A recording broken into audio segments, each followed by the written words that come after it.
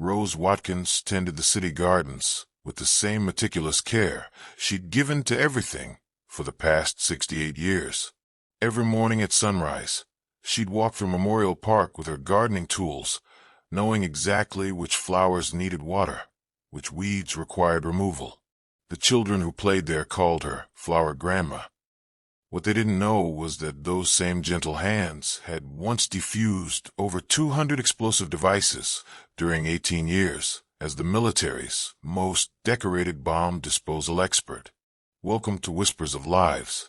Before we begin this incredible story of a beloved city gardener whose gentle hands once disarmed the world's deadliest explosives in war zones across 3 continents, tell me in the comments where you're watching from today. And if you believe that some heroes spend their golden years nurturing life after spending decades preventing death, hit that subscribe button and share this story to help us honor those who transform destruction into beauty. The morning mist clung to Memorial Park as Rose Watkins unlocked the maintenance shed at exactly 6 a.m., just as she had every day for the past 15 years. At 68, she moved with the deliberate precision of someone who had learned that careless movements could have catastrophic consequences, though now her careful habits serve flowers instead of saving lives. Her gardening tools were arranged with what casual observers might call obsessive organization, every implement in its designated place, every measurement marked with military precision, every chemical properly labeled and secured.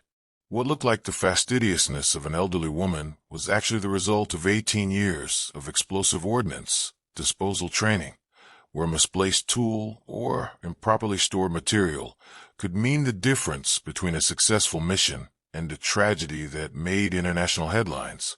Rose selected her tools for the day with the same methodical approach she'd once used to choose the right instruments for defusing improvised explosive devices in Iraq, Afghanistan, and Bosnia. Pruning shears for deadheading roses, the gardening equivalent of wire cutters for disarming timers, a soil probe for checking moisture levels, similar to the electronic detection equipment she'd used to locate buried mines, hand cultivator for weeding, precise and controlled, like the delicate work of exposing firing mechanisms without triggering them. The irony wasn't lost on her.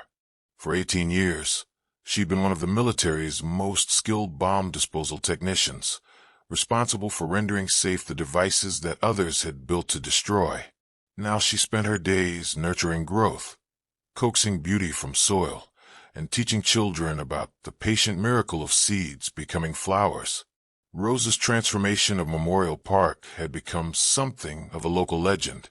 When she'd started volunteering 15 years ago, the 20-acre space had been little more than struggling grass and neglected flower beds.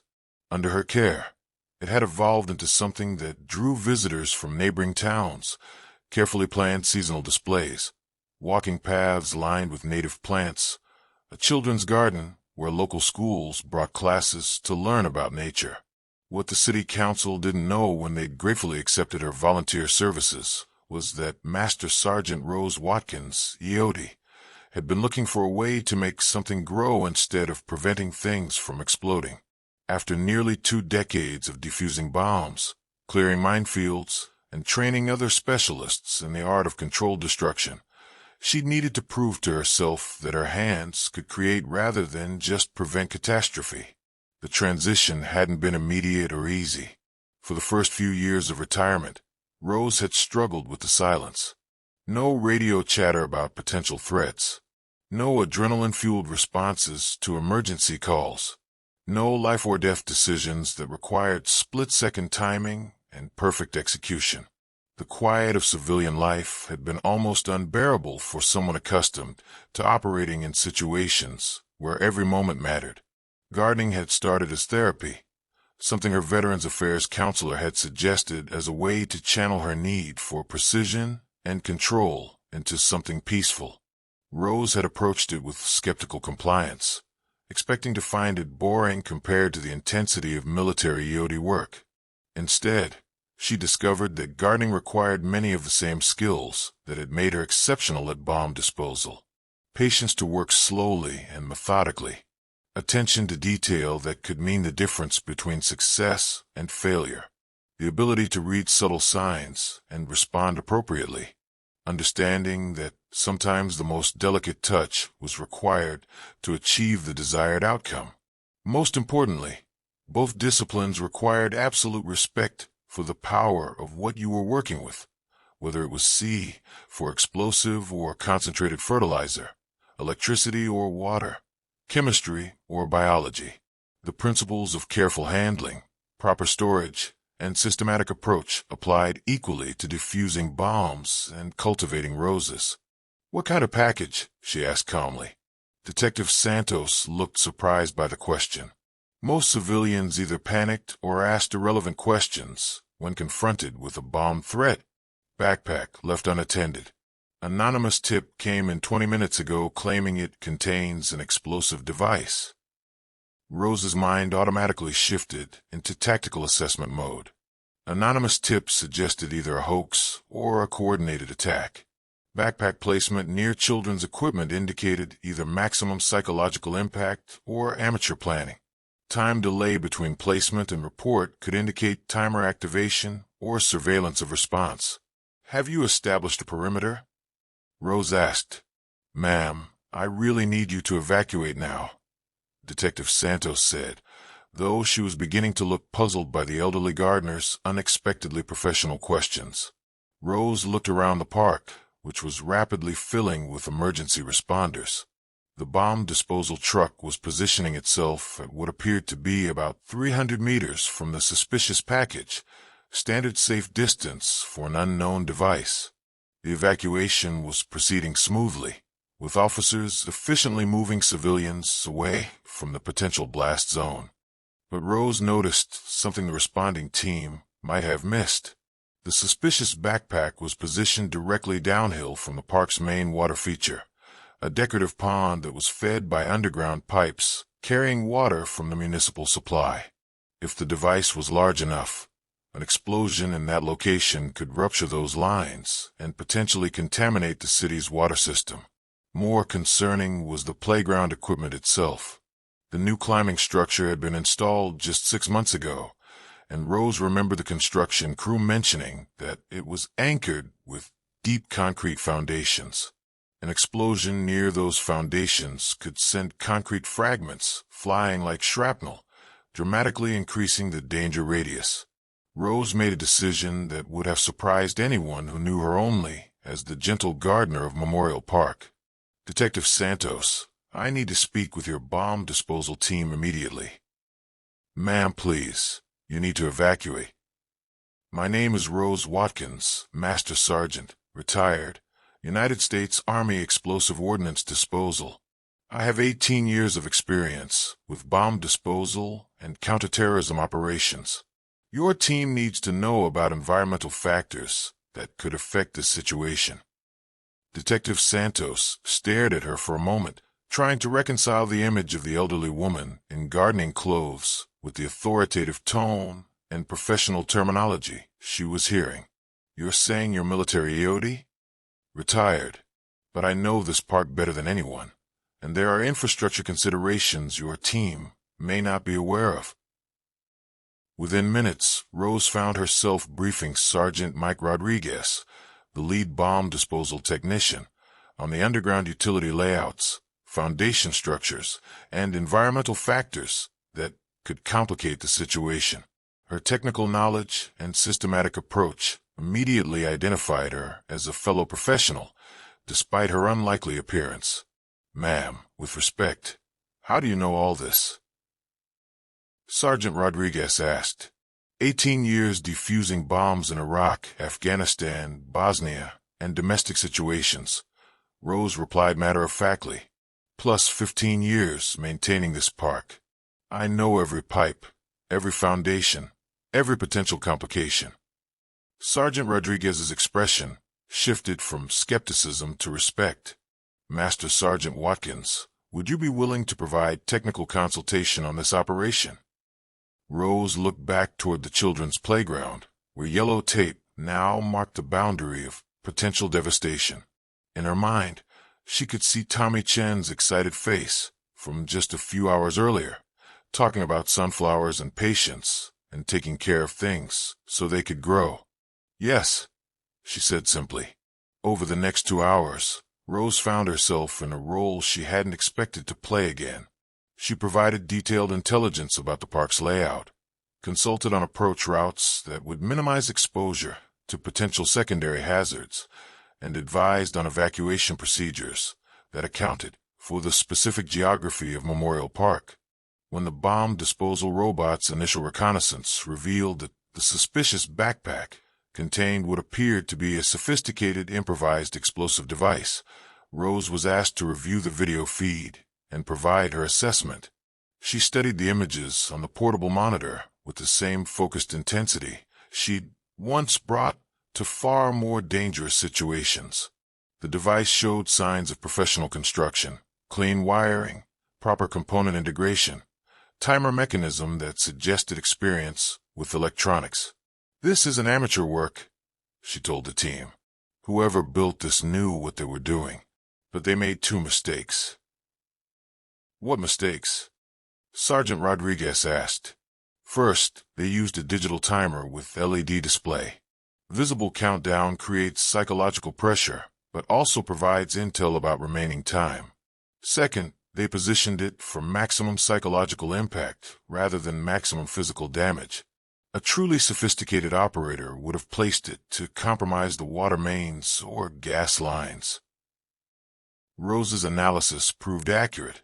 The device was successfully disarmed using techniques she suggested, and the investigation later revealed that it had been placed by a domestic terrorism cell that was more interested in creating fear than causing massive casualties. As the emergency responders packed up their equipment and the park was declared safe, Detective Santos approached Rose with a mixture of curiosity and respect. "Master Sergeant Watkins, why didn't you ever mention your background? The city could have used your expertise on emergency planning, security assessments." Rose smiled and gestured toward the flower beds that surrounded them. "Detective, I spent 18 years preventing destruction. For the past 15 years, I've been learning how to create something beautiful instead. This was the first time those 2 parts of my life needed to work together. And if it happens again..." Rose picked up her gardening tools and looked around the park she'd spent 15 years nurturing from neglected space into community treasure. Children would be back tomorrow, playing on equipment that was safe because she'd helped ensure a bomb didn't explode underneath it. Families would picnic on grass that stayed green because she understood the underground systems that kept it watered. Visitors would enjoy flowers that bloomed because she'd applied the same precision to gardening that she'd once used to save lives. If it happens again, I'll do what I've always done. Use whatever skills I have to protect people and keep things growing. The next morning, Rose was back in Memorial Park at 6 a.m., tending to the flowers that had been temporarily abandoned during the previous day's emergency. The children's playground was open again, and by mid-morning, Tommy Chin was back to check on his sunflowers. "Miss Rose, I heard there was a scary thing in the park yesterday," he said, his young face serious with concern. "There was," Rose replied honestly, "but a lot of brave people worked together to make sure everyone stayed safe." "Were you scared?" Rose considered the question as she checked the moisture level in the soil around the sunflower stalks. "You know, Tommy, when you've learned how to take care of things properly, whether it's plants or people, you can feel confident instead of scared. The important thing is knowing what to do and doing it carefully." Tommy nodded solemnly, then brightened as he measured himself against the tallest sunflower. They grew more, even with the scary thing. "Plants are pretty tough," Rose said. "As long as they have good roots and someone taking care of them, they keep growing no matter what happens around them." As she watched Tommy run off to explore other parts of the garden, Rose reflected on the strange path her life had taken. Master Sergeant Rose Watkins had saved lives by understanding destruction. Volunteer Rose Watkins saved beauty by understanding creation. Yesterday, for few hours, both parts of her identity had been necessary. She'd spent years thinking of her military service and her gardening as completely separate chapters in her life. But perhaps they weren't so different after all. Both required patience, precision, and absolute dedication to protecting what mattered most. Both demanded respect for powerful forces that could create or destroy depending on how they were handled. The main difference was that in her military career, success was measured by disasters prevented, by explosions that never happened, by lives that continued because she'd done her job correctly. In her gardening life, success was measured by growth achieved, by beauty created, by the joy on a child's face when they discovered that tiny seeds could become towering sunflowers. Both kinds of success mattered. Both had shaped who she was. That afternoon, Rose received a call from the mayor's office. The city wanted to recognize her contribution to the previous day's emergency response and discuss ways she might formally assist with municipal security planning. Rose politely declined recognition, but agreed to provide technical consultation if needed. She had no interest in returning to a world of tactical operations and emergency responses, but she was willing to use her knowledge when necessary to protect the community that had given her 15 years of peaceful purpose. As evening approached and Rose completed her daily rounds of Memorial Park, she stopped to admire the butterfly garden where monarch butterflies were just beginning their seasonal migration. Like her, they had undergone complete transformation, from one form of life to another, each stage necessary and valuable. Master Sergeant Rose Watkins had prevented destruction with professional skill and military precision. Gardener Rose Watkins created beauty with the same attention to detail and careful planning. Both women had served their communities. Both had made the world a little safer and more beautiful.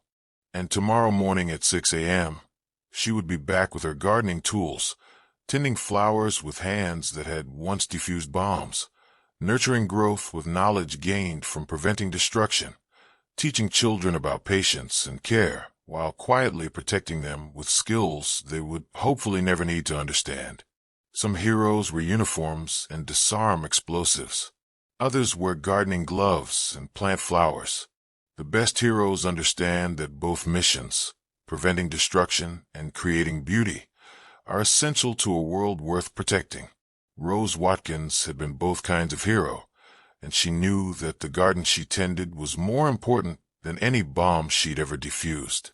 Because gardens grew future generations who would inherit the world she'd helped keep safe.